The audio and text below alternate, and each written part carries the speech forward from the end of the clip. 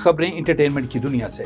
अदाकारा हुमैरा असगर की लाश मिलने का मामला, तहकीकात में होशरबा इंकशाफात सामने आने लगे। एसएसपी सऊद महजूर अली ने बताया कि डिफेंस फेज 6 से मिलने वाली अदाकारा हुमैरा असगर की लाश मुमकिना तौर पर 6 माह से जायद पुरानी लगती है। हतमी तौर पर हकायक मेडिकल रिपोर्ट सामने आने के बाद आएंगे। महजूर अली ने कहा कि अदाकार के फ्लैट से मिलने वाले खाने पीने के सामान पर एक्सपायरी तारीख 2024 की दर्ज है। अदाकारा के फ्लैट से मिलने वाला सामान 2024 के आखिरी माह में एक्सपायर हो चुका है।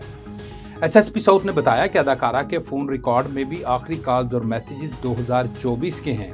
अदाकारा के फ़ोन के मैसेजेस सितंबर और अक्टूबर 2024 के हैं। यूट्यूब की नई मोनेटाइजेशन पॉलिसी के तहत गैर मुस्तनद और एआई से बने मवाद पर मोनेटाइजेशन खतरे में पड़ गई। यूट्यूब ने अपने पार्टनर प्रोग्राम मोनेटाइजेशन पॉलिसी में 15 जुलाई से अहम तब्दीलियों का ऐलान किया है, जिसका मकसद गैर मुस्तनद, दोहराए गए और बड़े पैमाने पर तैयार करदा एआई मवाद की हौसला शिकनी करना है।